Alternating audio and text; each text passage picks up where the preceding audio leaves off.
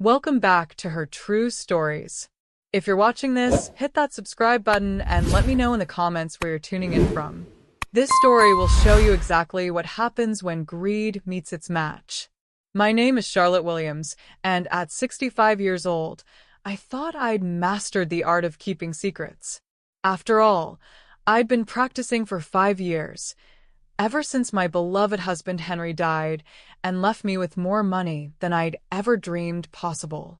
$23 million, to be exact. Money that no one else knew about, including my own son. That Tuesday morning in October started like any other.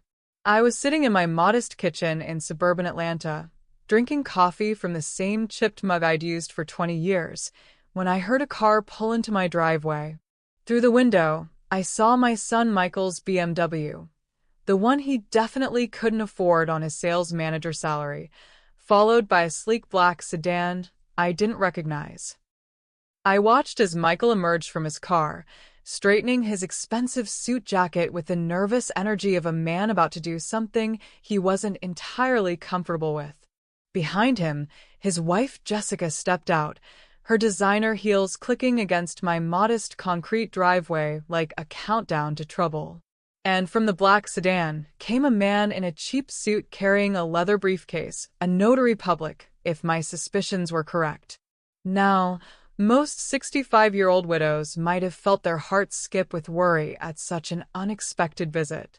But you see, I'd been expecting this day for quite some time. Henry had warned me it would come. Charlotte, he'd whispered from his hospital bed 5 years ago, his once strong hands gripping mine with the last of his strength. There's something you need to know about the money. About what people will try to do when they think you're vulnerable. He'd been right, of course. Henry was always right about people and their motivations. That's how a poor boy from rural Georgia had built a construction empire worth $23 million without anyone, not even his own son, knowing the true extent of his success.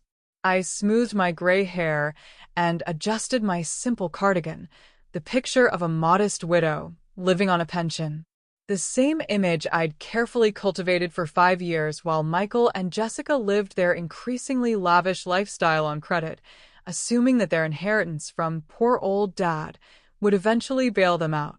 The doorbell rang with the same cheerful chime it had for 20 years, but today it sounded ominous. "Mom." Michael's voice boomed as I opened the door, his arms spread wide for a hug that felt more like a predator sizing up its prey. "You look wonderful. How are you holding up?" "Hello, sweetheart," I replied, accepting his embrace while studying the faces behind him. Jessica offered her practice smile, the one she used when she wanted something. The notary looked bored, checking his watch like this was just another routine appointment. "Mom, this is Mr. Richardson," Michael said, gesturing to the notary. "We brought him along because we have some important family business to discuss. Some paperwork that needs to be handled." "Paperwork?" I asked, letting a hint of confusion creep into my voice. "What kind of paperwork?" Jessica stepped forward, her smile sharpening. "Nothing to worry about, Mom Williams. Just some legal documents that will make things easier for everyone. You know how complicated life can get for someone at your stage of life." "At my stage of life." The condescension dripped from her words like honey from a broken jar. She was barely 35, this woman who'd married my son for his potential rather than his character, and she was already writing me off as a senile old woman who needed their guidance. "Well," I said, stepping aside to let them enter, "I suppose you'd better come in then."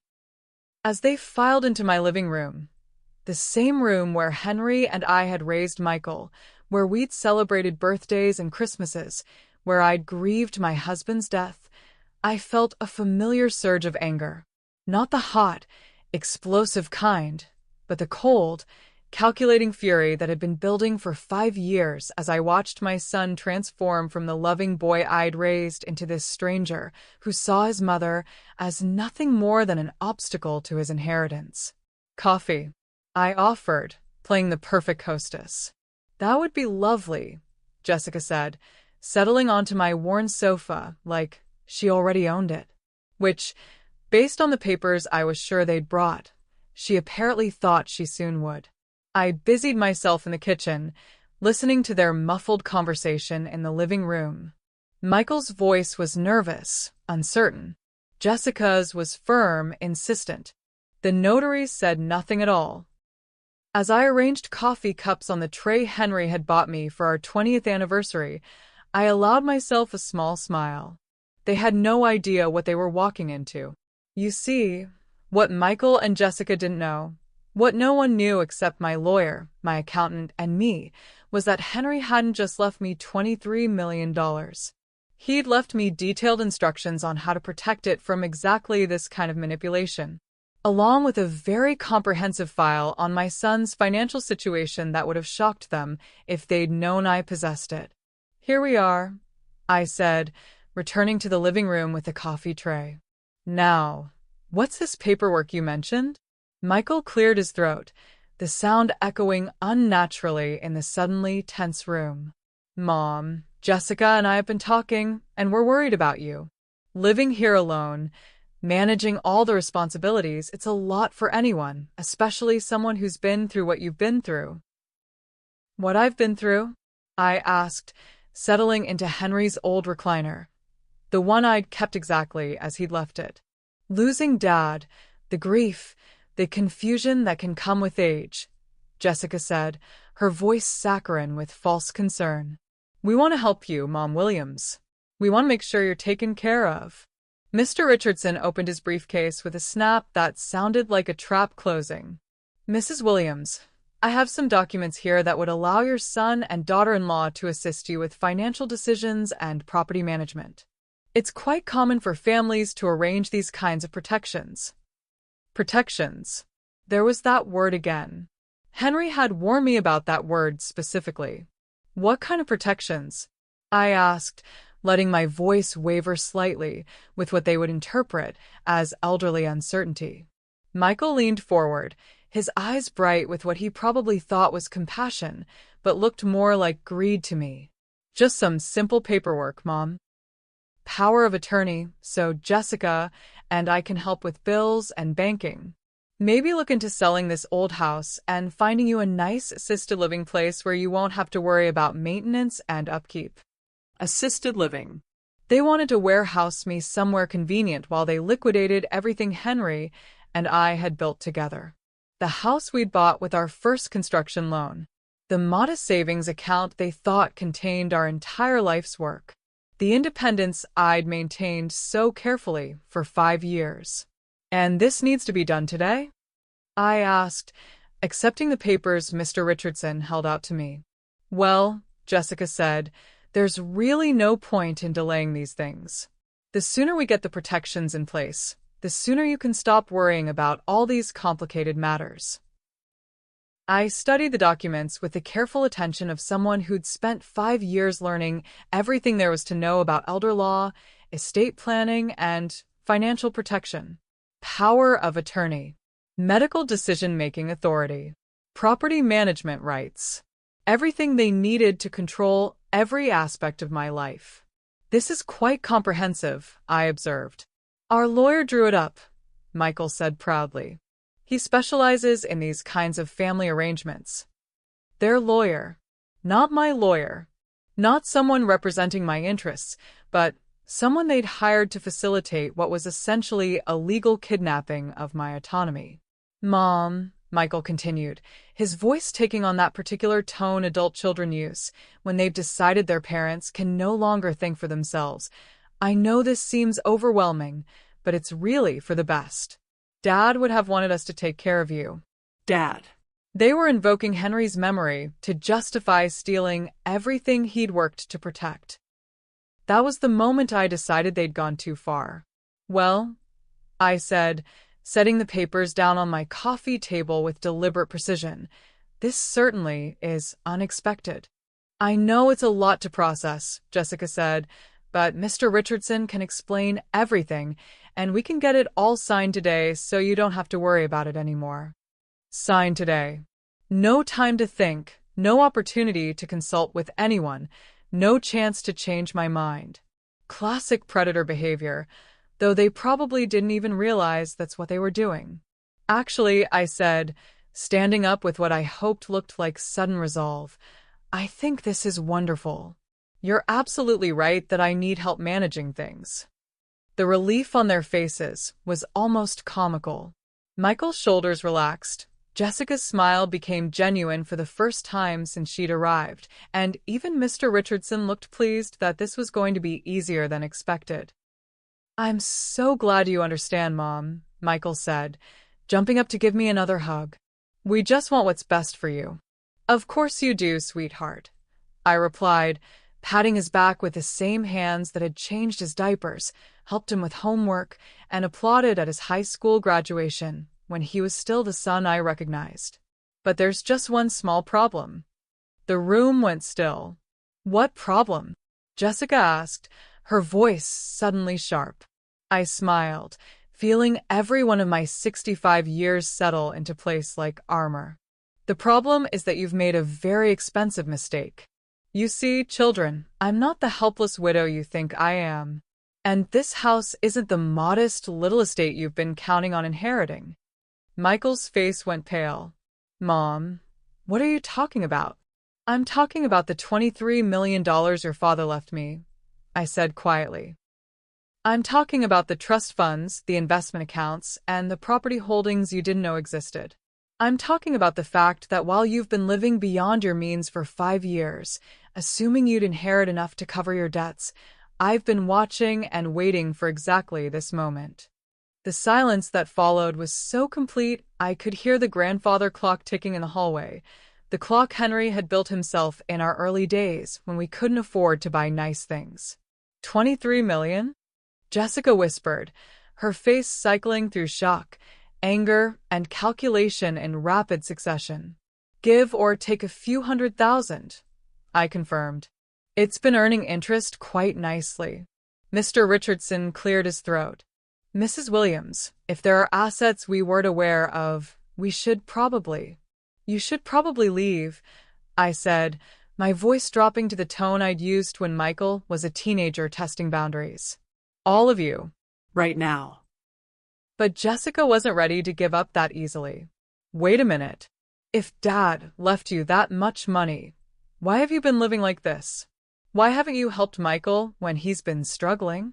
Because, I said, walking to the front door and opening it wide, your father knew exactly what kind of people you'd become. He knew that easy money would only make you greedier, more entitled, more likely to see me as an obstacle to your lifestyle rather than as a mother who deserved respect. Michael found his voice, though it cracked like it had when he was 14. Mom, this is crazy. We can work this out. We can. What you can do, I said, stepping aside so they could see the door clearly, is leave my house. And Michael? Don't come back until you're ready to apologize for trying to steal my independence under the guise of protecting me. They gathered their papers and their notary and their shattered assumptions about my vulnerability, filing out of my house like mourners leaving a funeral, which in a way they were. They'd just witnessed the death of their plan to control my life. After the door closed behind them, I stood in my living room, surrounded by the modest furniture and simple decorations that had hidden one of the most sophisticated financial portfolios in Georgia. I thought about Henry's warning, about the files in his safe that contained detailed information about Michael's debts, Jessica's spending habits, and their increasingly desperate financial situation. Then I walked to the kitchen and called my lawyer. Margaret? It's Charlotte Williams. They just showed up with the notary, exactly like Henry predicted they would. How did it go? Phase 1 is complete. It's time to move to Phase 2. What Michael and Jessica didn't understand yet was that their attempted coup hadn't just failed. It had triggered a war they were completely unprepared to fight. And I had $23 million worth of ammunition. The beauty of having money, real money, is that it buys you the most dangerous weapon imaginable: information. And in the 5 years since Henry's death, I'd used our resources to gather enough information about my son and daughter-in-law to destroy their lives several times over. Margaret Chen, my attorney, arrived at my house within an hour of my call. At 55, she was the kind of lawyer who'd built her reputation by protecting wealthy widows from exactly the kind of scheme Michael and Jessica had just attempted. Henry had chosen her specifically because she understood both the legal vulnerabilities of elderly people and the psychological tactics used to exploit them. "Show me the papers they brought," she said, settling into the chair recently vacated by Mr. Richardson. I handed her the power of attorney documents, watching as her experienced eyes scanned the legal language with the precision of a surgeon examining a patient. "Comprehensive," she observed. "If you'd signed this, they would have had complete control over your assets, your living situation, even your medical care." That was the point.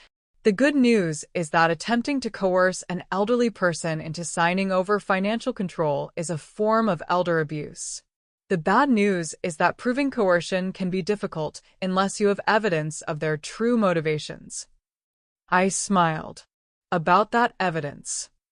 For the next hour, I showed Margaret the files Henry had left me. Financial records showing Michael and Jessica's mounting debts. Credit card statements revealing a lifestyle funded entirely by borrowed money. Documentation of the loans they'd taken against their house, their cars, even Jessica's jewelry. "They're underwater by about $400,000, Margaret observed. "No wonder they were desperate to access your inheritance." "It gets better," I said, pulling out another folder. Henry had them investigated 3 years before he died. He suspected they were already planning to manipulate me after his death. The private investigator's report was damning.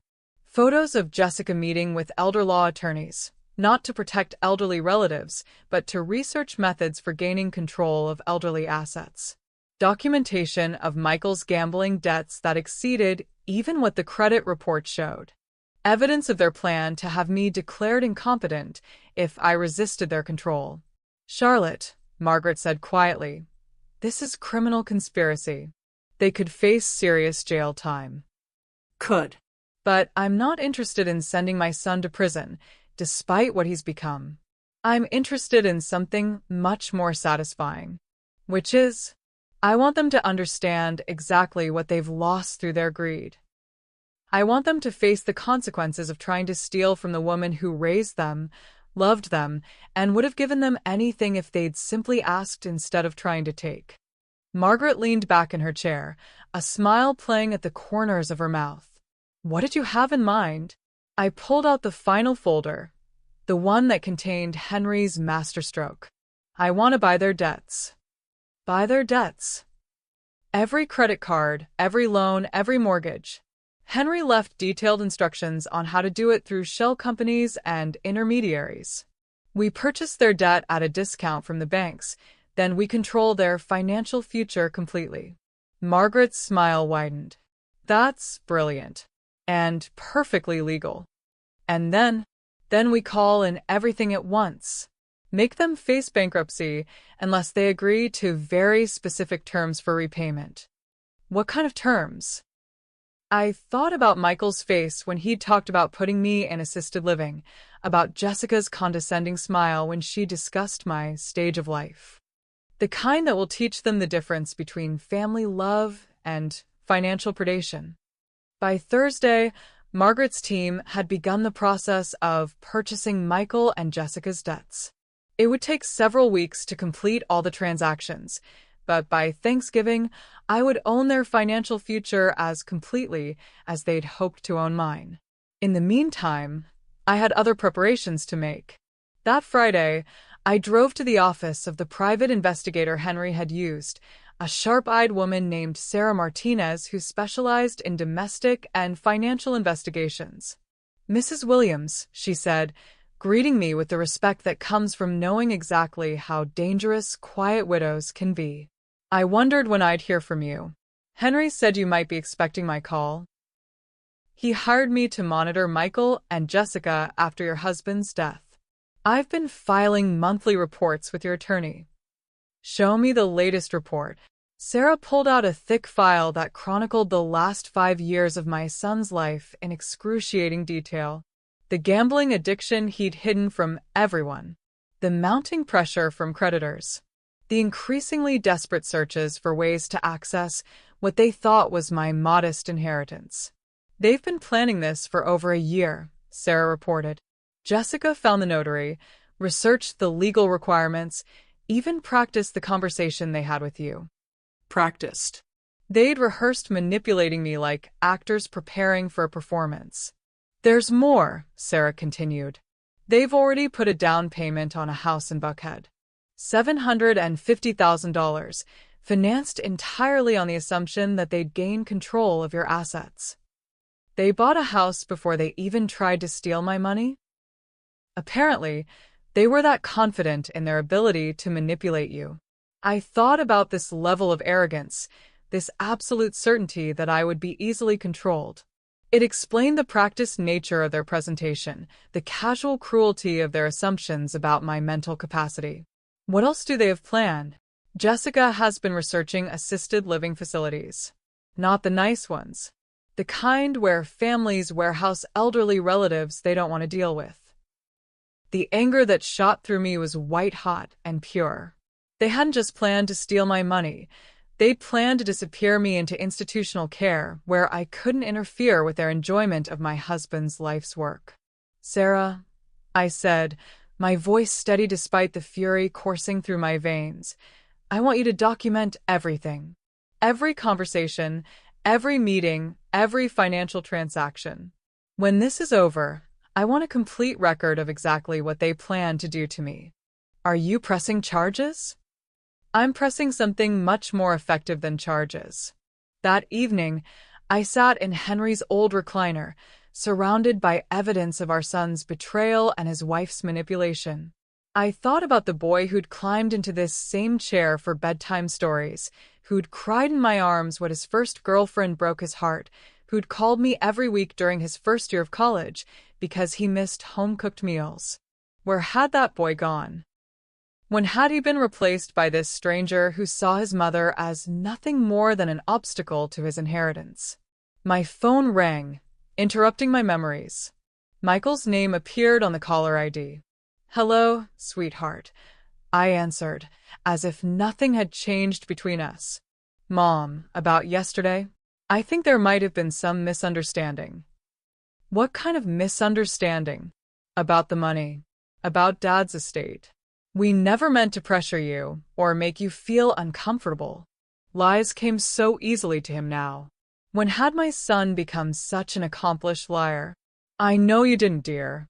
You were just trying to help. Relief flooded his voice. Exactly. We want to help. Maybe we could sit down and talk about it more carefully without all the legal papers and pressure. That sounds wonderful, Michael. But I'm afraid I'm going to be quite busy for the next few weeks. Busy with what? Oh, just some financial matters your father left for me to handle. Nothing you need to worry about. There was a pause. Mom, about that money you mentioned, $23 million? That seems like a lot. Are you sure you understood Dad's instructions correctly? Are you sure you understood? Even now, even after I'd revealed the extent of our wealth, he was questioning my mental capacity.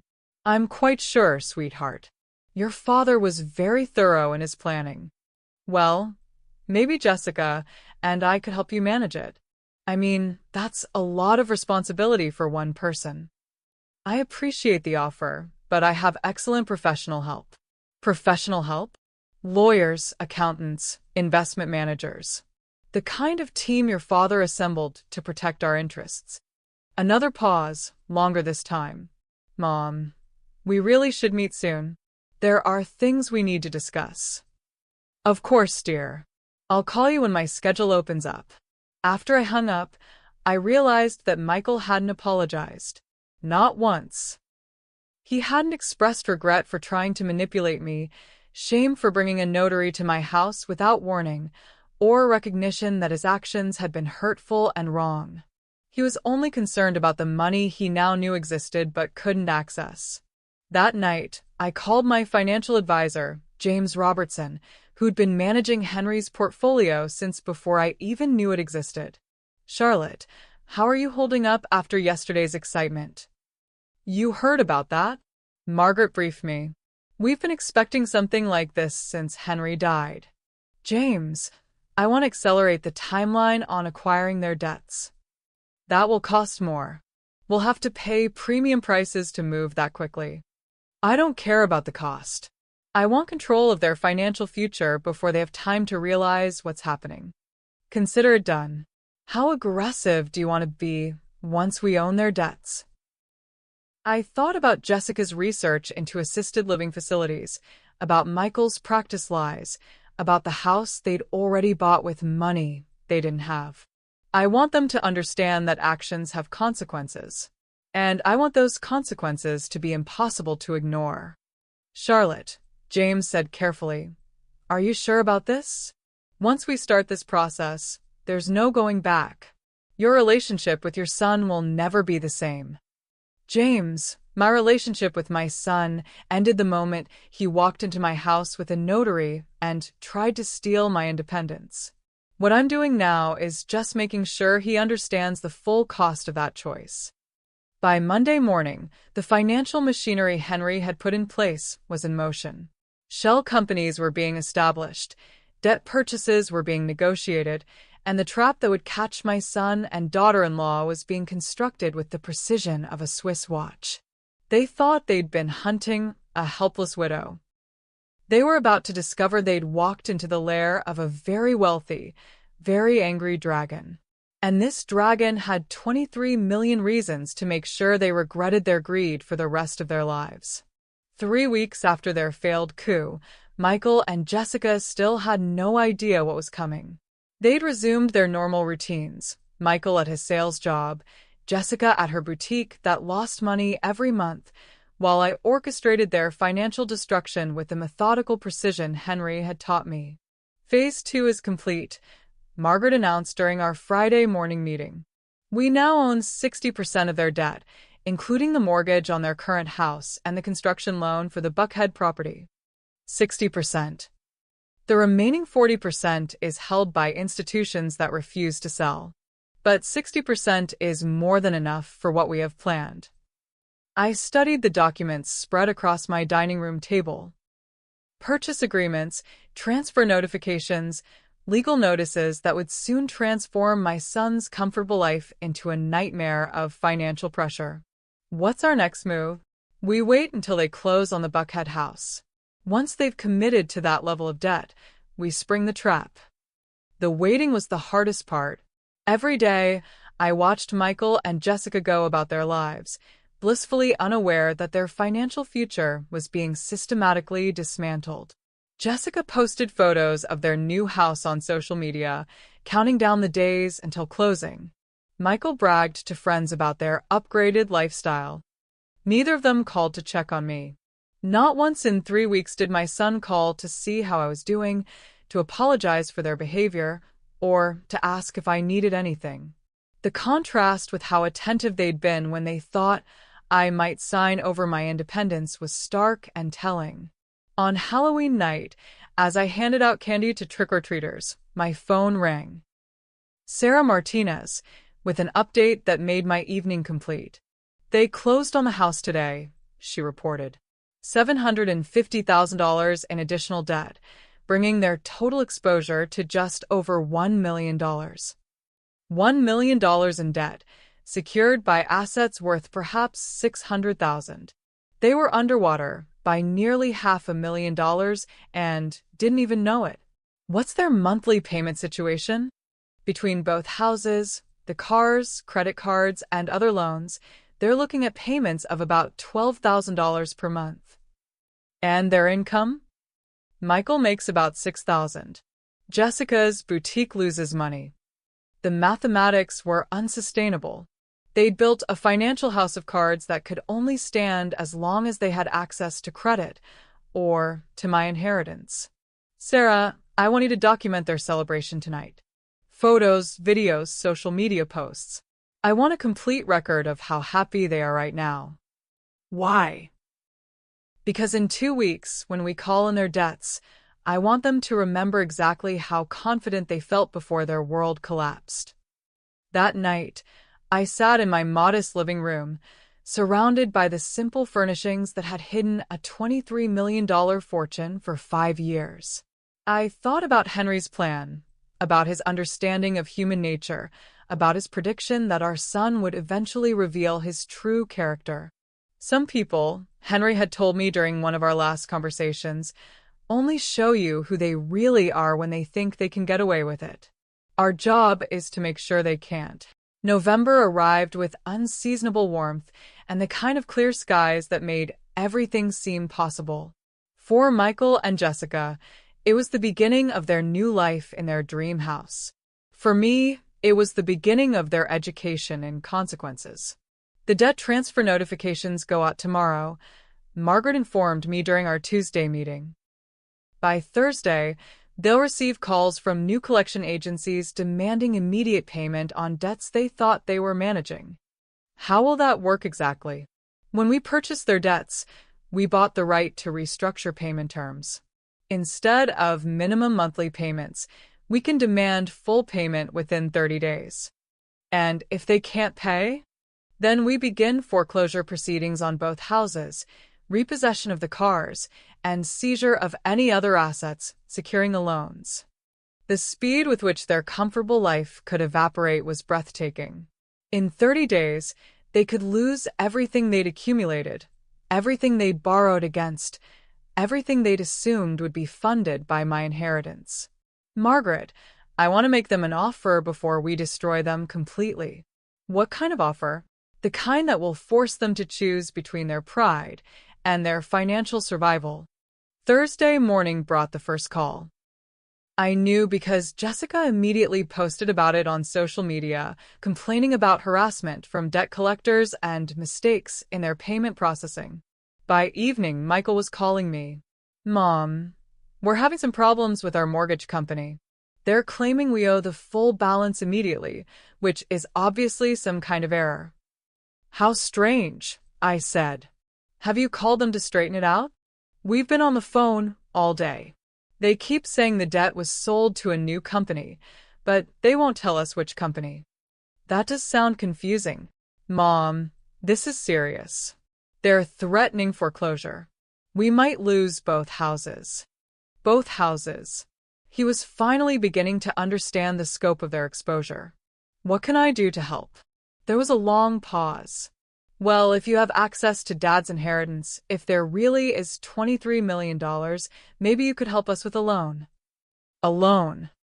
Not a request for help, not an acknowledgement of their mistakes, but a business transaction.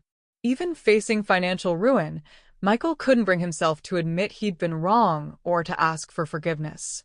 How much would you need? Maybe $500,000? Just to get caught up on everything and buy some time to restructure.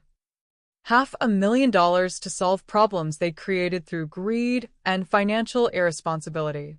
$500,000 they wanted me to lend them without apology, without accountability, without even basic courtesy. That's a lot of money, sweetheart. But you have it, right? Dad left you $23 million? $500,000 wouldn't even be noticeable. Wouldn't even be noticeable. My son was asking me for $500,000 and dismissing it as insignificant because he assumed I had more than enough to spare. Let me think about it, I said. This is a big decision. Mom, we don't have time to think. They want payment by next Friday, or they start foreclosure proceedings. Then you'd better hope I decide quickly. I hung up feeling a mixture of sadness and satisfaction. Sadness for the son I'd lost to greed and entitlement. Satisfaction that Henry's plan was working exactly as he'd predicted. Friday brought more calls, Jessica this time, crying about the stress, about how they didn't understand what was happening, about how unfair it was that their debt had been sold without warning. Mrs. Williams, you have to help us, she sobbed into the phone. We've lost everything. The banks are calling every hour. They want to take our cars, our houses, everything. Have you spoken to a lawyer? We can't afford a lawyer. Don't you understand? We're broke. Broke, but still living in $1 million house, still driving luxury cars, still wearing designer clothes bought with borrowed money. Their definition of broke was different from most people's. Jessica, dear, why don't you and Michael come over Sunday afternoon? We'll sit down and discuss your situation properly. Really? You'll help us? I'll listen to what you have to say. Sunday arrived gray and cold, autumn finally asserting itself after weeks of unseasonable warmth. Michael and Jessica arrived looking haggard, stressed, and significantly humbled. The confident predators who'd walked into my house a month earlier had been replaced by desperate people facing financial ruin. I served coffee in the same cups we'd used for their last visit, letting them settle into the same seats where they'd tried to manipulate me into signing away my independence. Now, I said, settling into Henry's chair with the calm authority of someone holding all the cards, tell me about your situation. For the next hour, they laid out their financial catastrophe in excruciating detail. The debt that had been called in, the foreclosure notices, the repossession threats, the complete collapse of their carefully constructed lifestyle. We don't understand how this happened, Michael said. Everything was fine a month ago. Was it? I asked. Or were you living beyond your means, counting on inheriting money that didn't belong to you? They exchanged glances. Mom, about the papers we brought, we realize now that might have seemed presumptuous. Presumptuous. Not wrong, not cruel, not manipulative. Presumptuous. It might have seemed like we were trying to take advantage, Jessica added. But we really were just trying to help. Still lying. Even facing financial ruin, they couldn't tell the truth about their motivations. I see, I said. And now you need my help to solve the problems your helpfulness created. We need a loan, Michael said. Just enough to pay off the debts that are being called in. We'll pay you back with interest. How much? 800,000 should cover everything. 800,000. The number had grown since our phone conversation. That's a substantial amount. But you have 23 million, Jessica said. 800,000 is nothing to someone with that much money. Nothing. To them, my husband's life's work was nothing more than a convenient solution to their self-created problems. And what would you offer as collateral for this loan? They looked confused. Collateral? Security for the loan. Some guarantee that you'll pay me back. We're family, Michael said, as if that settled the matter. Yes, we are. And families should treat each other with respect, honesty, and consideration. Would you say that's how you've treated me? Silence. Let me ask you something else, I continued. What were you planning to do with me after you gained control of my finances? We wanted to take care of you, Jessica said weakly. By putting me in assisted living? Their faces went white. They hadn't realized I knew about that part of their plan. How did you? Michael started. How did I know? Because I'm not the helpless widow you thought I was. I've known about your plans for months. The assisted living facilities Jessica researched. The lawyers you consulted about having me declared incompetent. The house you bought before even attempting to steal my money. We didn't. Michael stammered. Here's what's going to happen, I said, standing up with the authority of someone who just revealed the true balance of power. You're going to lose everything. The houses, the cars, the lifestyle you've built on borrowed money and false assumptions. But you could help us, Jessica pleaded. I could, but I won't. Why not? Michael demanded, anger finally breaking through his desperation. Because, I said, walking to the front door and opening it, you need to learn that actions have consequences. You tried to steal my independence, my dignity, and my freedom. Now you get to experience what it feels like to lose yours. They stood there for a moment, processing the finality of my decision. This is cruel, Jessica said. This is justice. After they left, I sat in my quiet house, thinking about the next phase of Henry's plan. Tomorrow, they would receive an offer that would give them one final chance to choose between their pride and their survival. Monday morning arrived with the crisp efficiency of justice being served. At precisely 9 a.m., a courier delivered an envelope to Michael and Jessica's current address, the modest house they were about to lose to foreclosure. The envelope contained an offer that would either save them or destroy them completely, depending on their capacity for genuine remorse. I knew they'd received it because Jessica called me within 20 minutes, her voice shaking with a mixture of desperation and rage. "What is this?" she screamed into the phone. "What kind of sick game are you playing?" "I'm not playing games, Jessica. I'm offering you a choice." The offer was simple in its brutality.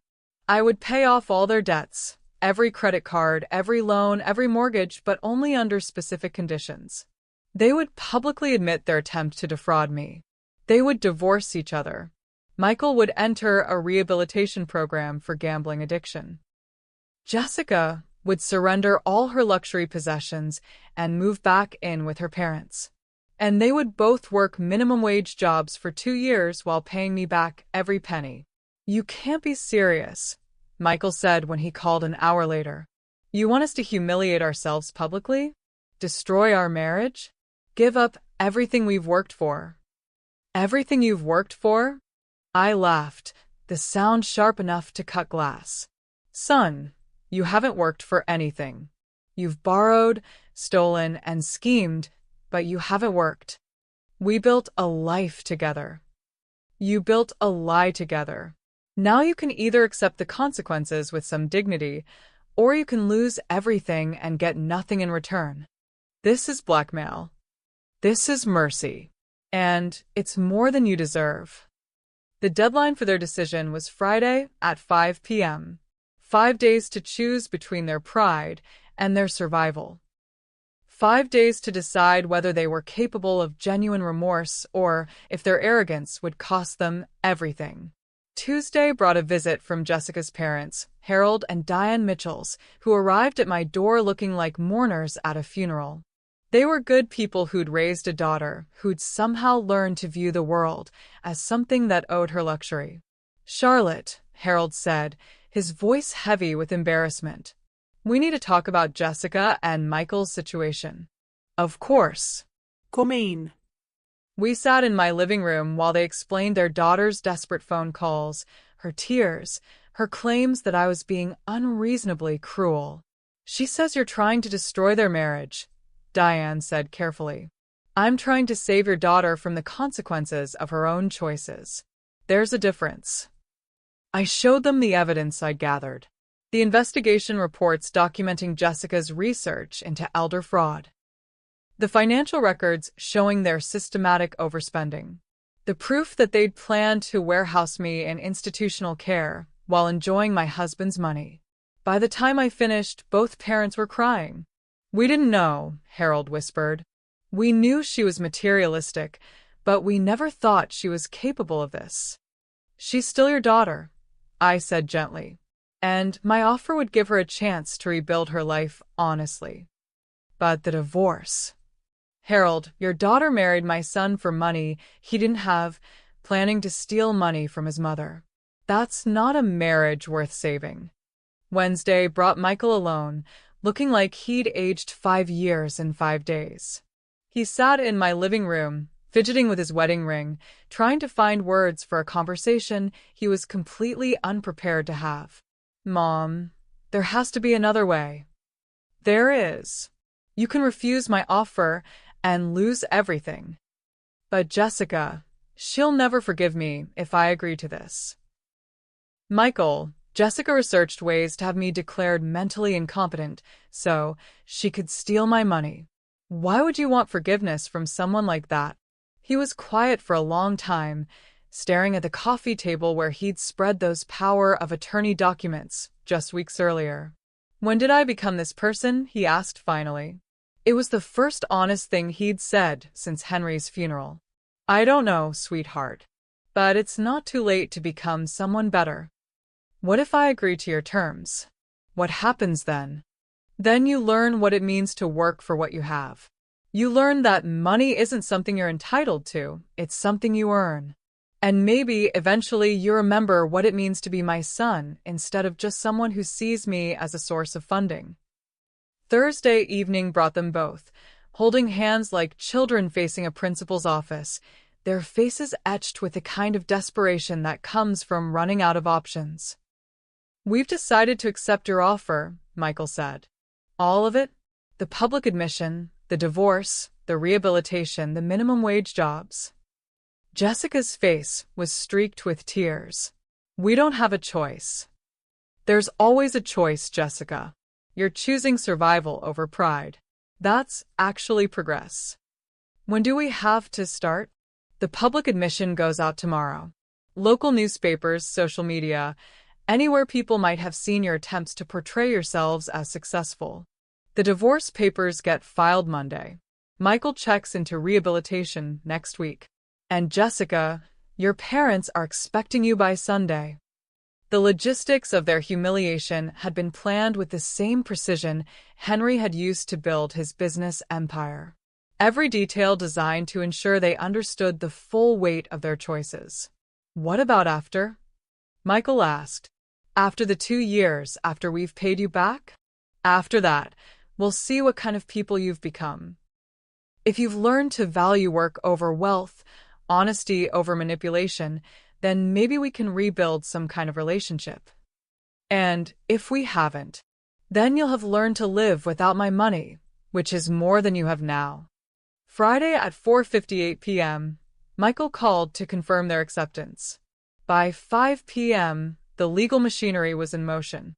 Their debts would be paid by Monday, their humiliation would begin Tuesday, and their education and consequences would last exactly 2 years. The public admission appeared in the Atlanta Journal-Constitution on Tuesday morning, taking up a quarter page in the local section.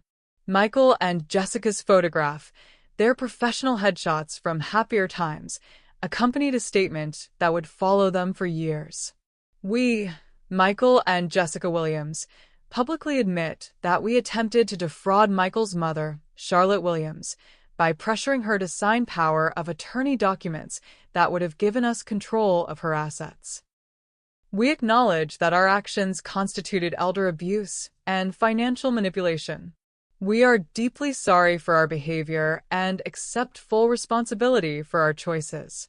The statement was legally binding, admissible in court, and utterly devastating to any reputation they'd built in their social circles. By noon, Jessica's boutique had received 17 calls from creditors who'd read the admission. By evening, Michael's employer had scheduled a meeting to discuss his conduct issues. "I spent that Tuesday in my garden, deadheading roses, and enjoying the kind of peace that comes from watching justice unfold according to plan. My phone rang constantly, reporters wanting interviews, acquaintances expressing shock, family friends offering support, but I let them all go to voicemail." Margaret called with updates throughout the day. "The debt payments have been processed," she reported at 2 p.m. "They're financially clear as of this afternoon. And the divorce filing? Scheduled for Thursday morning." Jessica's attorney says she's barely speaking to Michael. "What about the rehabilitation program?" Michael checks in Sunday. 30 days minimum. By Wednesday, the social consequences were becoming clear. Jessica's boutique had lost 3 major clients. Michael's sales manager position was under review. Their friends were avoiding them with the same enthusiasm they'd once shown for their company. "Mom," Michael called Wednesday evening, his voice hollow. "I got fired today." "I'm sorry to hear that. Are you? Are you really sorry? Or is this exactly what you wanted?" I considered the question carefully. "Michael, what I wanted was for you to treat me with respect and honesty. What I got was manipulation and attempted theft. This isn't what I wanted. This is what you earned." Jessica won't even look at me. She blames me for everything. Do you blame her?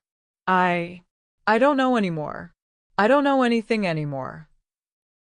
Thursday brought the divorce filing, which, made the social media rounds by afternoon.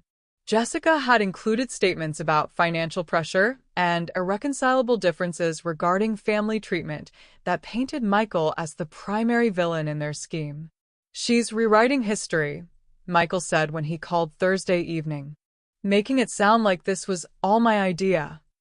Was it? No. Yes. I don't know. Maybe it was.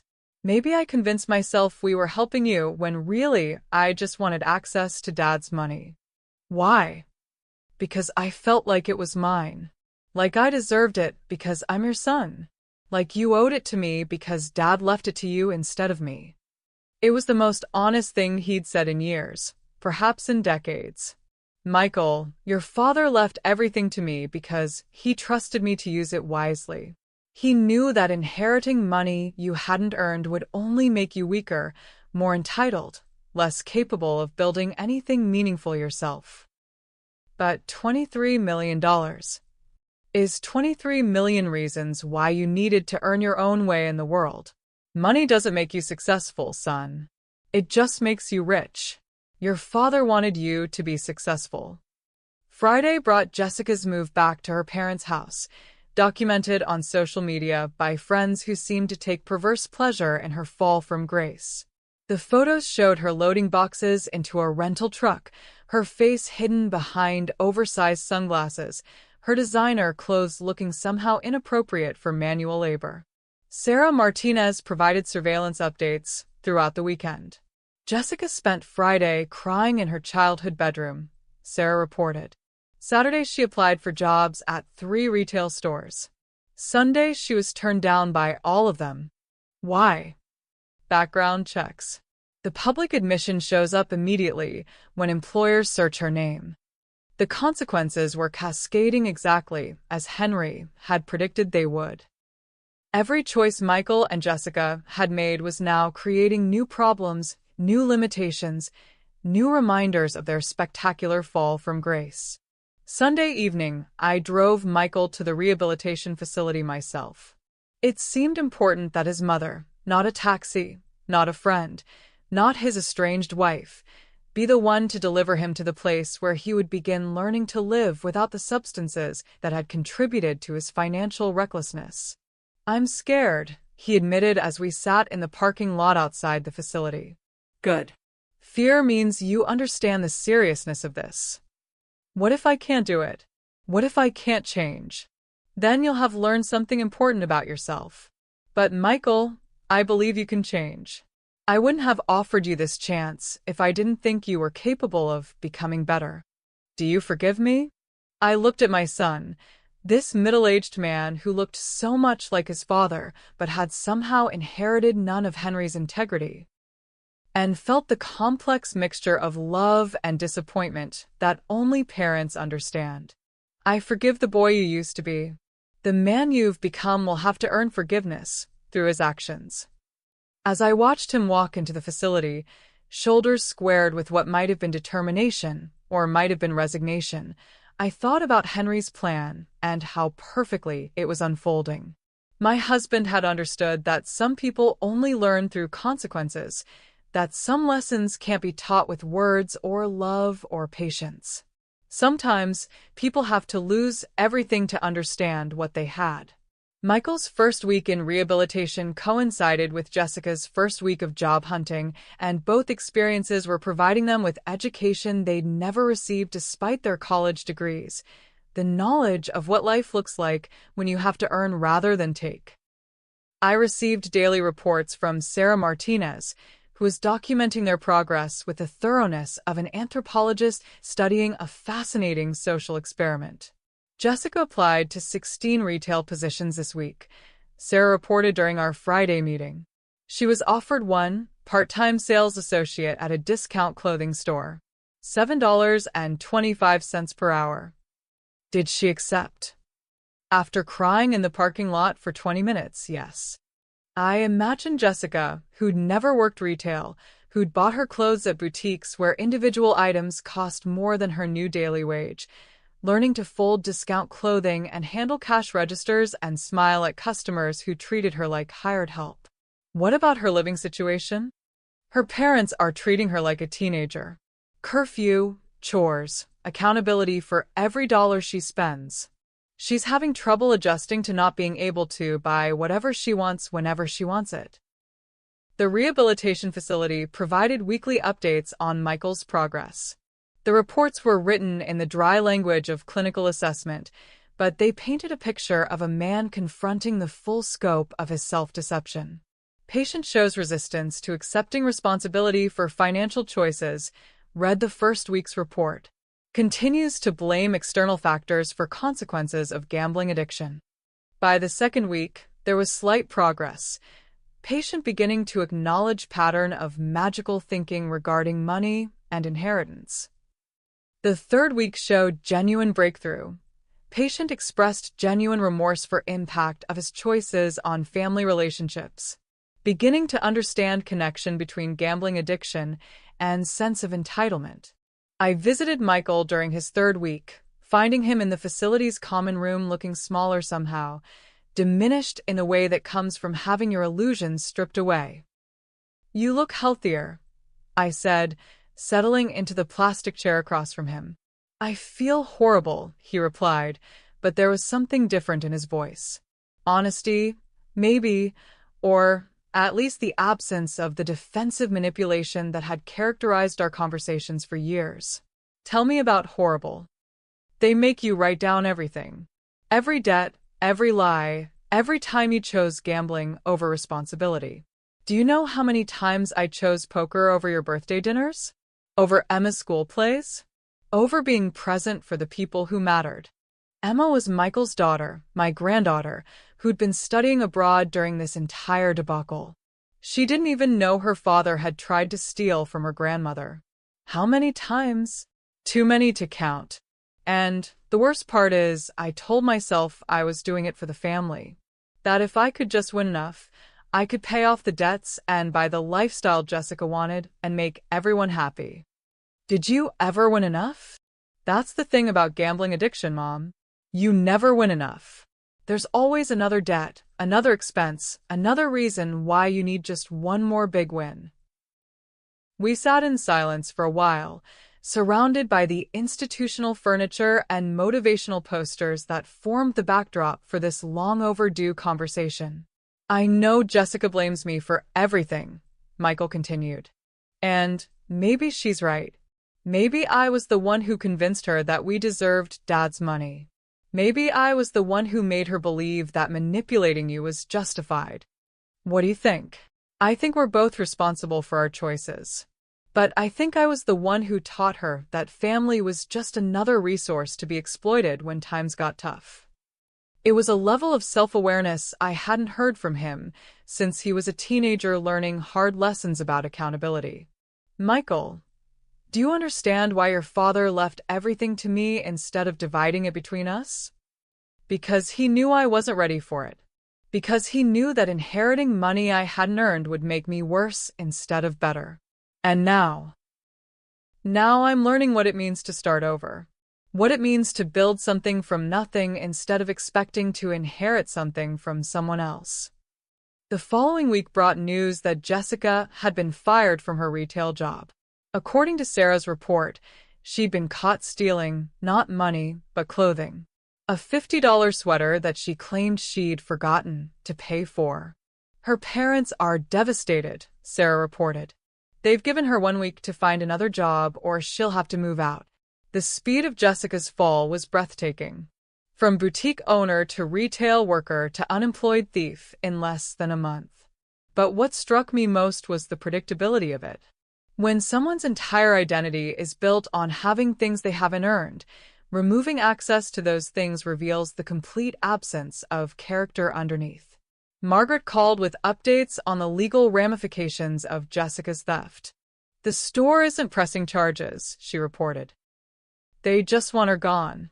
But it will show up on any background check, making it even harder for her to find employment." Exactly.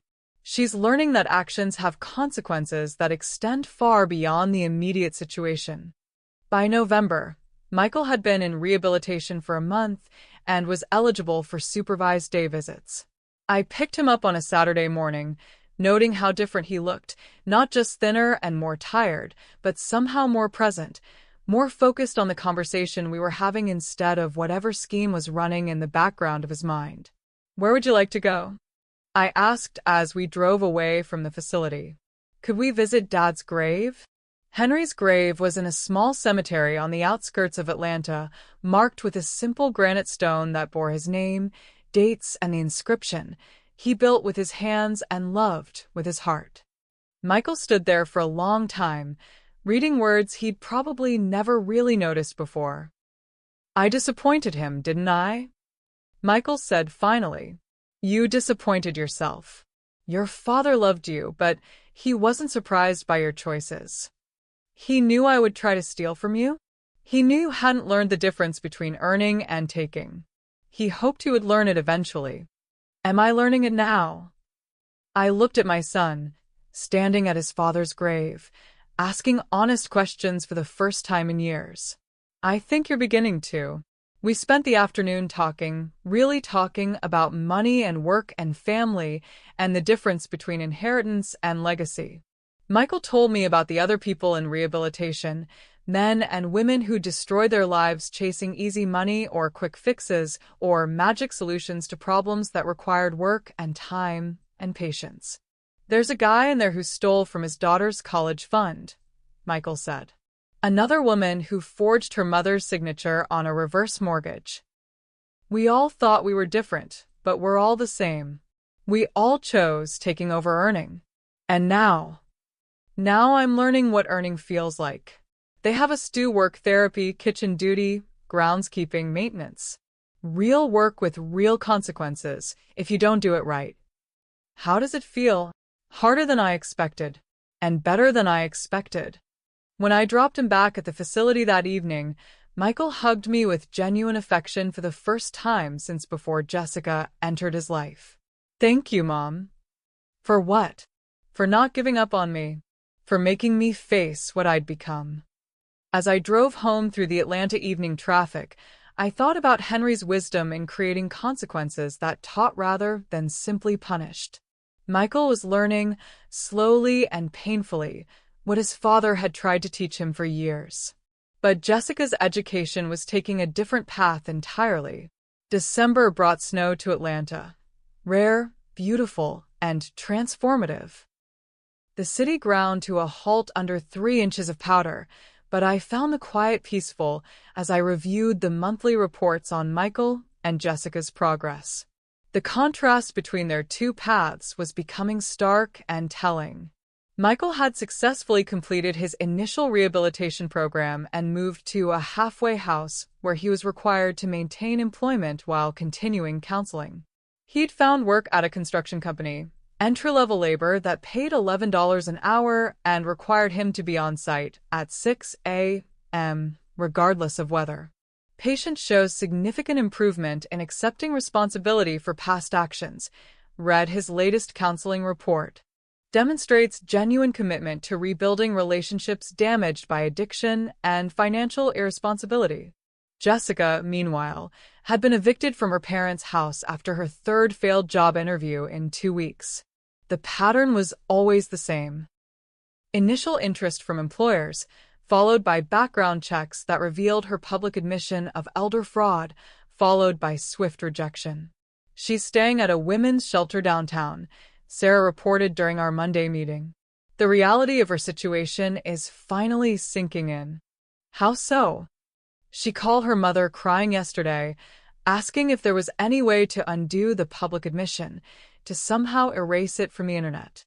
I almost felt sorry for Jessica. Almost. But then I remembered her research into assisted living facilities, her calculations about how quickly she could warehouse me and access my money, and my sympathy evaporated. What did her mother tell her? That actions have permanent consequences. That she needs to focus on building a new life instead of trying to reclaim her old one. The difference between Michael and Jessica was becoming clear. Michael was accepting the reality of his situation and working to improve it. Jessica was still fighting the reality, still believing that somehow she could manipulate her way back to her previous lifestyle. I received an unexpected call that Tuesday. Jessica herself, calling from what sounded like a public phone. Mrs. Williams? It's Jessica. I need to talk to you. Hello, Jessica. How are you? How am I? Her laugh was bitter, desperate. I'm homeless. I'm unemployable. I'm sleeping in a shelter and eating at soup kitchens. How do you think I am? I think you're learning what consequences feel like. This is insane. You've destroyed my life over a misunderstanding. A misunderstanding. Even now, even after everything, she couldn't admit what she'd actually done. Jessica, you researched methods for having me declared incompetent so you could steal my money. That's not a misunderstanding. That's premeditated fraud. We were trying to help you.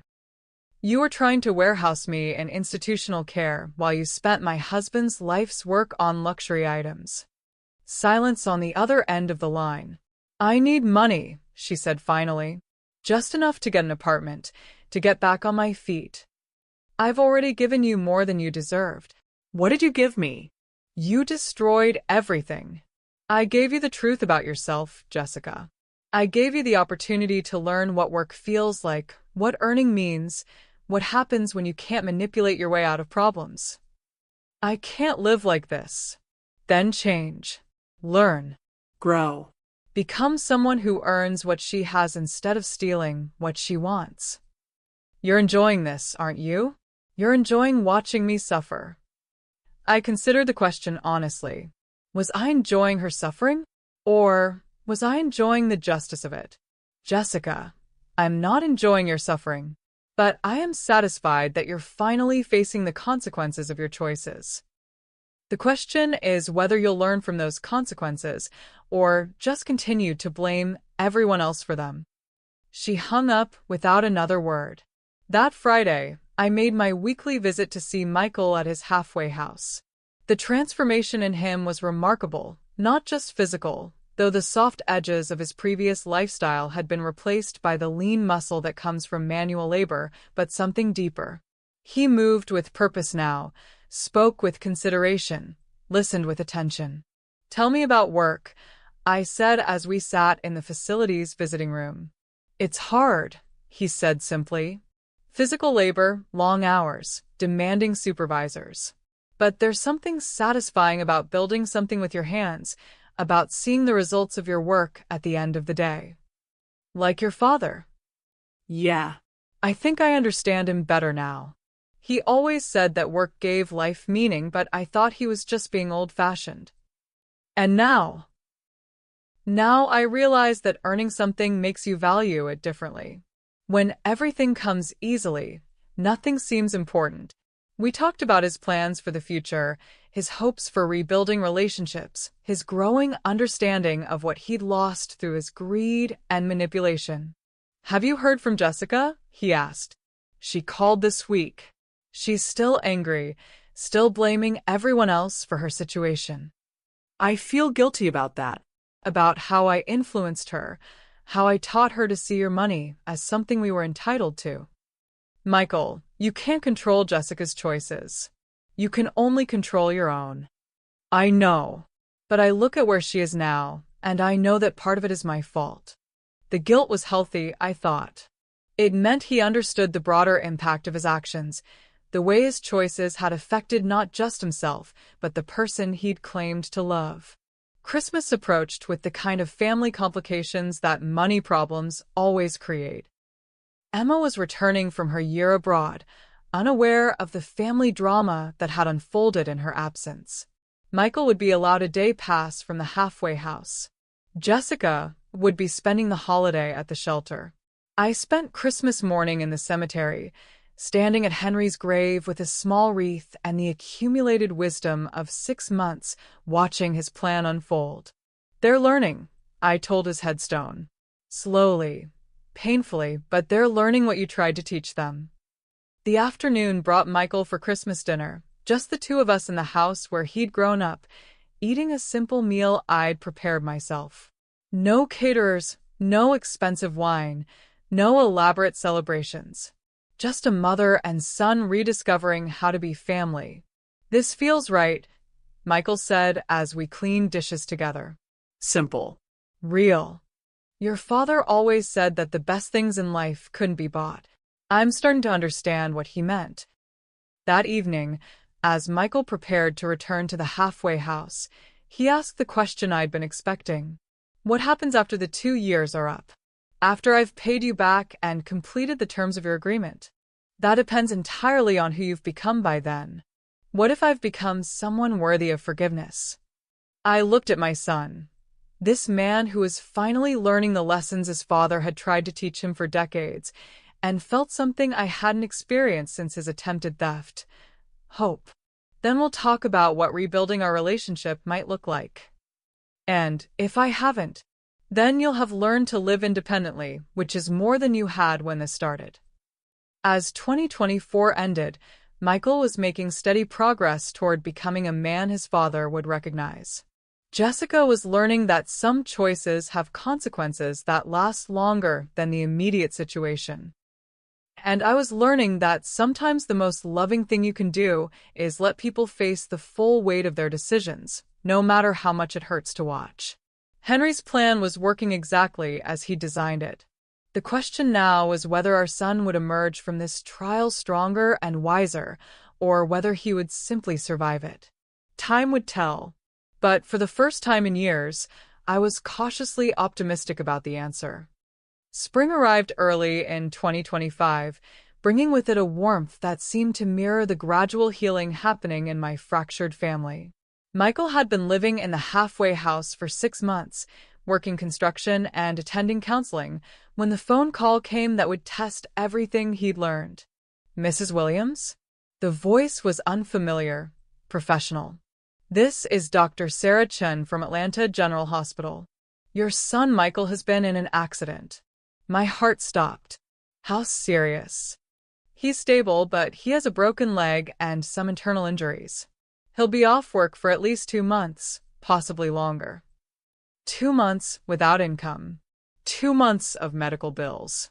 2 months of testing whether Michael's transformation was genuine or just a performance designed to eventually access my money. I arrived at the hospital to find Michael conscious, but clearly in pain, his leg elevated and his face pale with exhaustion. "Mom," he said weakly. I'm sorry. I was being careful, but the scaffold collapsed and... Don't apologize for an accident, sweetheart. How are you feeling? Like I got hit by a truck. But Mom, the medical bills, the lost work time. I don't know how I'm going to manage this without going back into debt. There it was. The moment Henry had predicted would come. The crisis that would reveal whether Michael had truly learned to think differently about money and responsibility, or whether he would revert to his old patterns of expecting others to solve his problems. "What do you think you should do?" I asked. "I don't know. The halfway house can't keep me if I can't work. My savings might cover 2 weeks of expenses, maybe 3 if I'm careful. And then, I guess I figure it out. Apply for disability assistance, look for work I can do sitting down, maybe take out a small loan to bridge the gap." He wasn't asking me for money. The old Michael would have assumed I'd pay his medical bills, cover his living expenses, solve his problems without being asked. This Michael was already thinking about solutions he could implement himself. "Would you like my help?" I asked. Yes, I would. But not money. Maybe advice about resources I don't know about, or connections that might help me find suitable work while I recover. Resources and connections, not cash. Work, not handouts. The distinction was significant. Over the next week, I helped Michael navigate the social safety net he'd never needed to understand before. Disability assistance applications, medical payment plans, temporary housing for people in transition. It was an education in how life works for people without family wealth to fall back on. "This is hard," Michael admitted during one of our planning sessions. "Not the paperwork. That's just tedious. But the realization that most people live one accident away from financial disaster." "How does that make you feel?" "Grateful for what I had. Ashamed of how I took it for granted." determined to build something more stable this time. Jessica's response to Michael's accident was telling in its absence. She didn't call, didn't visit, didn't offer any support whatsoever. According to Sarah's surveillance reports, she'd learned about the accident through social media, and her only reaction was anger that it might somehow interfere with the divorce proceedings. She's become completely focused on survival, Sarah reported. No emotional energy left for anything beyond getting through each day. Is she working? Cleaning office buildings at night. It's the only job she could find that doesn't require customer interaction or background checks. Night janitorial work. Jessica, who'd once refused to shop at stores she considered beneath her status, was now emptying trash cans and mopping floors in office buildings while the rest of the city slept. Meanwhile, Michael was using his recovery time productively. He'd enrolled in online courses to learn construction management, reasoning that his experience as a laborer combined with business education might eventually lead to better opportunities. I want to understand the whole process, he explained during one of my visits. Not just how to build things, but how to plan projects, manage budgets, coordinate teams. Maybe someday I can start my own company. Like your father. Yeah. I'm finally understanding how he built what he built. Not through inheritance or manipulation, but through knowledge and work and treating people fairly. The divorce between Michael and Jessica was finalized in April, a brief court proceeding that dissolved their marriage without drama or contested assets. They had nothing left to fight over except debt, which had already been satisfied by my intervention. Jessica attended the hearing alone, having refused Michael's offer to provide transportation. She looked thin, worn down by months of manual labor and the stress of survival. But when the judge asked if she had any final statements, her words revealed that she still hadn't learned the most important lesson. Your Honor, she said, I just want it noted that I believe I was coerced into this divorce by financial pressure that could have been avoided if certain family members had been more generous. Certain family members. Even in court, even at the end of her marriage, Jessica couldn't bring herself to acknowledge her own role in their downfall. Michael, by contrast, simply said, I accept responsibility for the choices that led to this situation, and I wish Jessica well in rebuilding her life. After the hearing, I drove Michael back to his physical therapy appointment, thinking about the contrast between his words and Jessica's. Do you really wish her well? I asked. Ida. I wish she could learn what I'm learning. But I can't force her to change, and I can't let her drag me back into old patterns of thinking. What old patterns? Blaming other people for problems I created. Expecting others to solve difficulties I should handle myself. Believing that family love means never having to face consequences for bad choices. By summer, Michael had recovered enough to return to work, but something interesting had happened during his convalescence. His construction company had offered him a promotion to assistant supervisor, recognizing the leadership skills and planning abilities he'd demonstrated while managing his own recovery. They want me to help train new workers, he told me excitedly. Share what I've learned about safety, efficiency, teamwork. It's more money, but more importantly, it's recognition that I have something valuable to contribute. The pride in his voice was genuine, earned through months of proving himself rather than inherited through family connections. Your father would be proud, I said. I hope so. I'm starting to understand what he meant about building something that matters. As Michael's life stabilized and improved, Jessica's continued to deteriorate. She'd been evicted from the women's shelter for violating curfew rules and was living in her car, a beat-up Honda she'd managed to buy with her janitorial wages. She's applied for public housing assistance, Sarah reported, but the waiting list is over a year long. What about her family? Her parents offered to let her come back if she agreed to counseling and financial planning classes. She refused, saying she didn't need their judgment on top of everything else. Still refusing help that came with accountability. Still believing that her situation was everyone's fault except her own. The contrast between my son's journey and my former daughter-in-law's path was becoming a case study in how people respond to consequences. Michael had embraced the reality of his situation and worked to improve it. Jessica was still fighting the reality, still looking for someone else to blame for her choices. In August, exactly 1 year after their attempted theft, I received 2 very different phone calls that crystallized everything Henry's plan had accomplished. The first call was from Michael. "Mom, I wanted to tell you that I made my first payment toward paying you back. It's only $200, but it's money I earned honestly, and it feels good to be reducing my debt to you instead of increasing it." $200 out of the hundreds of thousands I'd spent saving him from financial ruin. But the amount wasn't important. The intent was everything. The second call was from Jessica. "Mrs. Williams, I need to ask you something. Michael is doing well, getting promoted, rebuilding his life. Why won't you help me the same way? Jessica, I offered you the same deal I offered Michael. You chose to reject it. That wasn't a real choice. You wanted me to humiliate myself, destroy my marriage, give up everything I'd worked for. Everything you'd stolen, you mean? Why does Michael get a second chance and I don't?" I thought about the question carefully. "Jessica, Michael took responsibility for his actions and worked to change. You're still blaming everyone else for consequences you created. Until you're ready to own your choices, no amount of help will make a difference. So, you're just going to let me live in my car?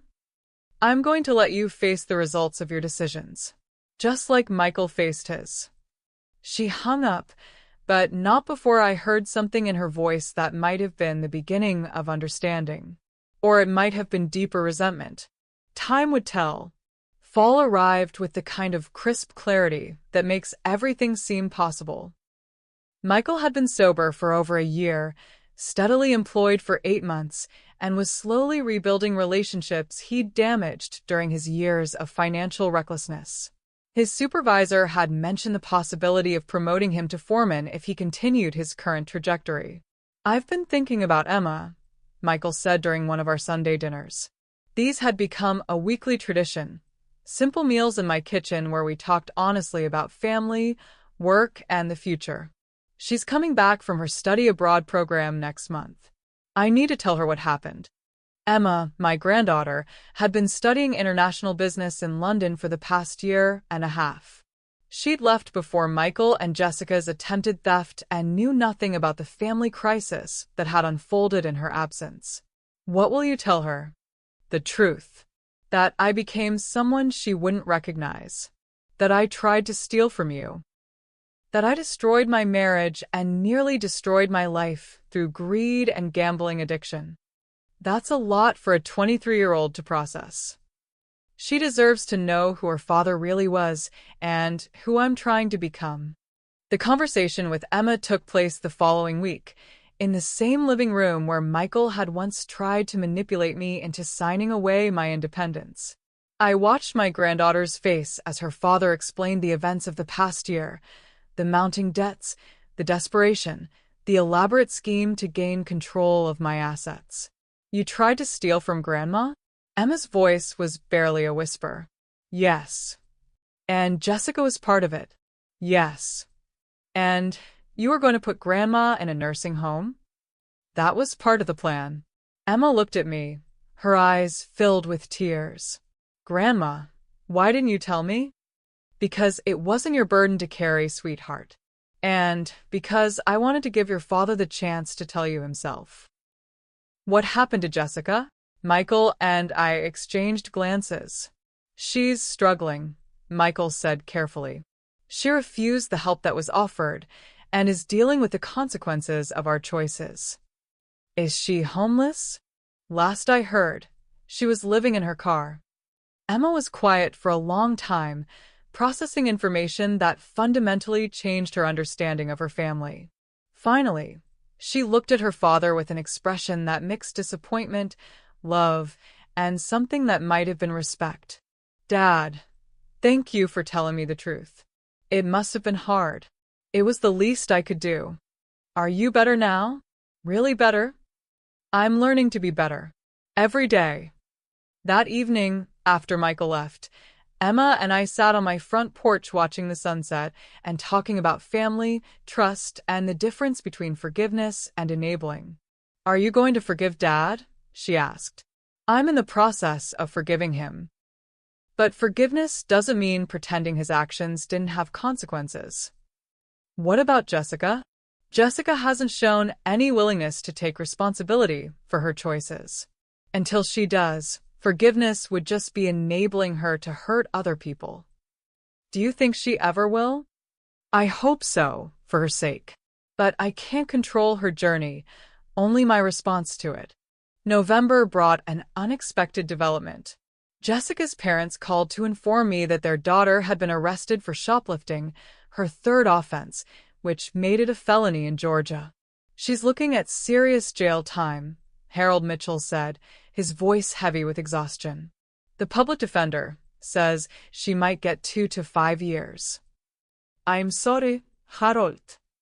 Charlotte, I know this is presumptuous, but is there any way you might help her one more time? I thought about Jessica in a county jail cell, facing the possibility of years in prison for stealing items worth less than $100. I thought about the woman who'd researched ways to have me declared incompetent so she could steal millions. What kind of help are you asking for? Legal representation. Someone who could negotiate a plea deal, maybe get her into a rehabilitation program instead of prison. Harold, I've already offered Jessica help. She rejected it because it required taking responsibility for her actions. She's desperate now. Desperate enough to accept any terms. Is she? Or is she just desperate enough to agree to terms she'll abandon the moment things improve? Harold was quiet. I don't know anymore, Charlotte. She's my daughter, but I don't recognize the person she's become.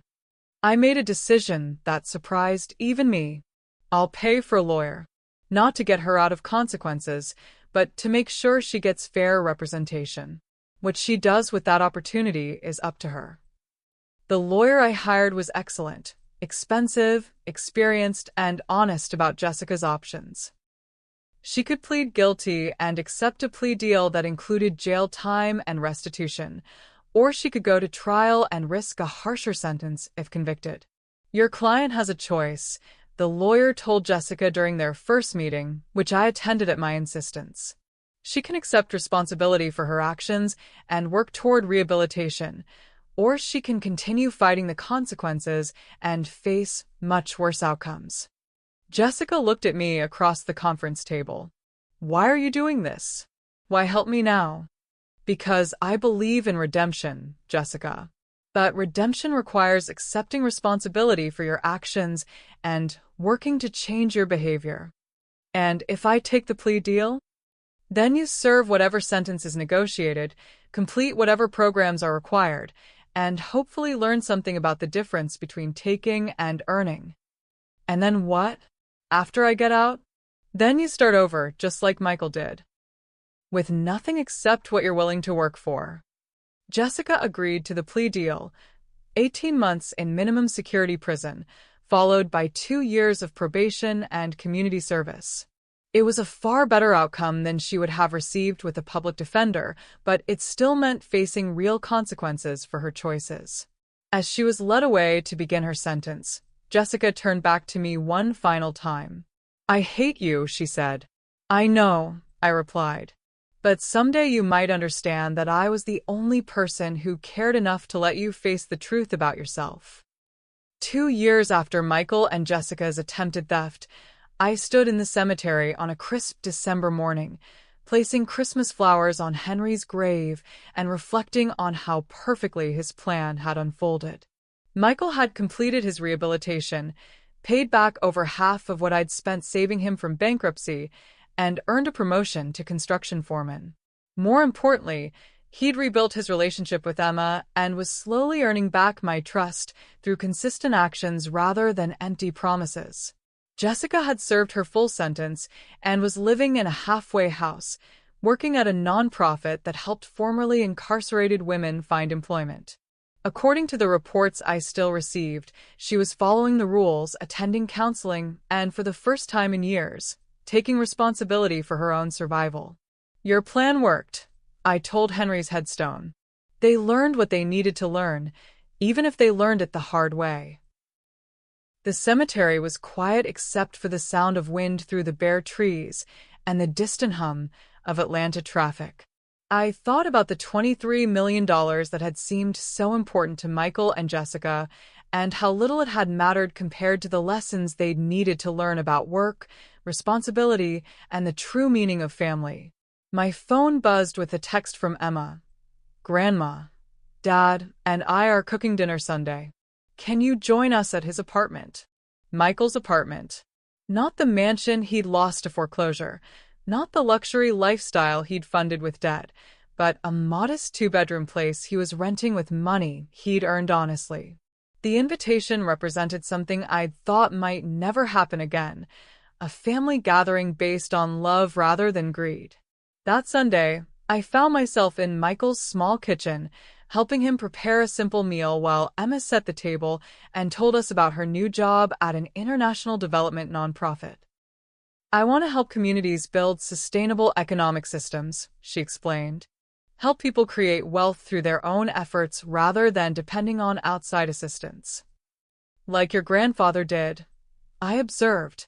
Exactly. I've been thinking a lot about his example lately. Michael looked up from the stove. We all have. After dinner, as we cleaned dishes together, Michael asked the question I'd been expecting for months.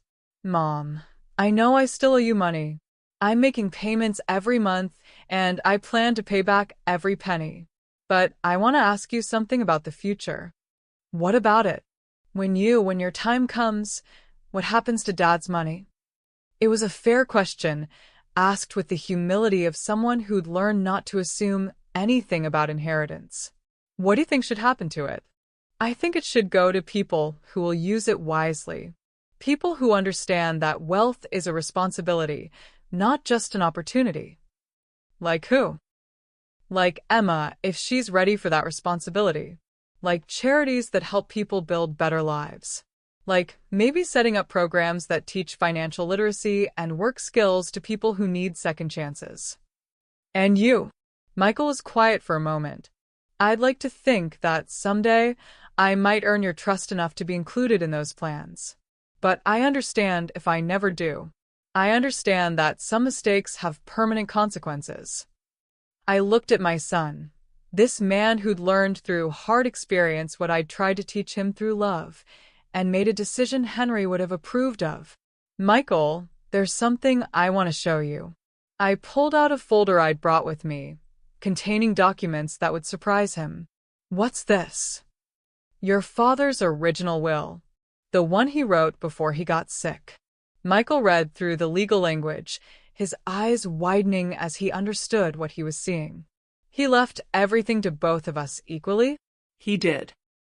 But then he watched you struggle with gambling addiction, watched you make increasingly poor financial decisions, watched you prioritize easy money over earned money. So he changed his will. To protect you from me. To protect both of us from the man you were becoming. But Michael, he also left instructions about what should happen if you learned to change. I pulled out another document, Henry's letter to me, written just days before he died. If our son learns to value work over wealth, responsibility over entitlement, then he should eventually inherit what I built. But only after he's proven he can build something himself. Michael read the letter twice, tears streaming down his face. He still believed in me. He always believed in the man you could become. He just knew that giving you money before you were ready would prevent you from becoming that man. And now you've spent 2 years learning what it means to earn rather than take. You've rebuilt relationships through actions rather than words. You've faced consequences without blaming others for them. I pulled out the final document, a revised will I'd had Margaret draft the previous month. This leaves everything to you and Emma equally, with one condition. What condition? That you continue to demonstrate the values your father tried to teach you. Work, integrity, responsibility, service to others. And if I don't, then the money goes to charity, and you continue to live on what you earn yourself. Michael stared at the document for a long time. Mom, I don't want Dad's money because I think I deserve it. I want it because I finally understand what he meant about wealth being a responsibility. What would you do with it? Use it to help other people learn what I learned. Fund programs for people with gambling addictions. Support job training for people who need second chances. Maybe even help people like Jessica if they're genuinely ready to change. People like Jessica. Even now, even after everything she'd put him through, Michael was thinking about redemption rather than revenge. What about Jessica? I asked. Do you think she's changed? I don't know, but I hope so. And if she has, she deserves the same opportunity one got to rebuild her life. 6 months later, I received a letter that proved the power of consequences to teach what love and patience could not. Dear Mrs. Williams, it began. My name is Jessica Morrison. I used to be Jessica Williams, but I've returned to my maiden name. I am writing to you from the halfway house, where I'm completing my sentence. I want you to know that I understand now what you were trying to teach me. I understand that I wasn't trying to help you. I was trying to steal from you. I understand that my marriage to Michael was based on greed rather than love. I understand that I spent years taking things I hadn't earned and calling it success. I don't expect forgiveness. I don't expect help. I just want you to know that I'm finally learning what it means to work for what I have, to take responsibility for my choices, and to treat other people with honesty rather than manipulation. I have a job now, data entry for a nonprofit that helps women rebuild their lives after incarceration. It doesn't pay much, but it's honest work that serves a purpose beyond my own survival. I'm saving money, taking classes, and for the first time in my life, building something through my own efforts. I wanted to thank you for not giving up on the possibility that people can change. Your refusal to enable my bad behavior was the kindest thing anyone ever did for me, even though I was too angry and entitled to see it at the time. If I prove myself worthy of trust again, not through words, but through years of consistent actions, I hope someday we might have a conversation about forgiveness. But I understand if that never happens. Some mistakes have permanent consequences, and I accept that mine might be one of them. Sincerely, Jessica Morrison. The letter was handwritten on simple paper, the words carefully chosen and genuinely felt. I read it 3 times, thinking about redemption and second chances and the difference between enabling and empowering. That evening, I called Michael to read him Jessica's letter. How do you feel about it? He asked when I finished. Hopeful. For the first time since I met her, Jessica sounds like someone who understands the difference between taking and earning. Do you think she's really changed? I think she's beginning to change. Whether that change lasts will depend on her choices going forward. Would you consider helping her if she proves herself? I would consider not standing in the way of her rebuilding her life through her own efforts. But Michael, the days of family members expecting financial bailouts are over forever. I wouldn't expect anything else. As I hung up the phone, I thought about Henry's legacy and how it had evolved beyond mere money into something more valuable, a family that finally understood the difference between inheritance and entitlement, between love and enabling, between wealth and worth. 3 years after their attempted theft, both Michael and Jessica were building honest lives based on earned rather than inherited wealth. Emma was using her education to help communities develop sustainable prosperity. And I was using Henry's fortune to fund programs that taught other people the lessons my children had learned through consequences. The $23 million that had seemed so important to Michael and Jessica was now serving purposes Henry would have approved of: education, opportunity, and second chances for people willing to work for them. But the most valuable part of Henry's legacy wasn't the money at all. It was the understanding that some lessons can only be learned through experience, that love sometimes requires letting people face consequences, and that the greatest gift you can give someone is the opportunity to discover what they're capable of when they can't rely on anyone else to solve their problems. Standing in my garden that Christmas Eve, watching snow fall on the modest house that had hidden a fortune for so many years, I realized that Henry's plan had accomplished something even more important than protecting our wealth from manipulation. It had transformed our son from someone who saw family as a resource to be exploited into someone who understood that family was a responsibility to be honored. And in the end, that transformation was worth more than $23 million. It was worth everything. Thank you for watching this story unfold. If this tale of family betrayal, consequences, and ultimate redemption moved you, please subscribe to Her True Stories and let me know in the comments what part resonated most with you. Remember, sometimes the greatest act of love is refusing to enable someone's worst impulses, even when it breaks your heart to watch them struggle. Hit that notification bell so you never miss a story of triumph over manipulation, and share this with someone who needs to know that setting boundaries isn't cruel. It's sometimes the only path to healing. The strongest families aren't built on money or convenience, but on respect, accountability, and the courage to let consequences teach what love alone cannot.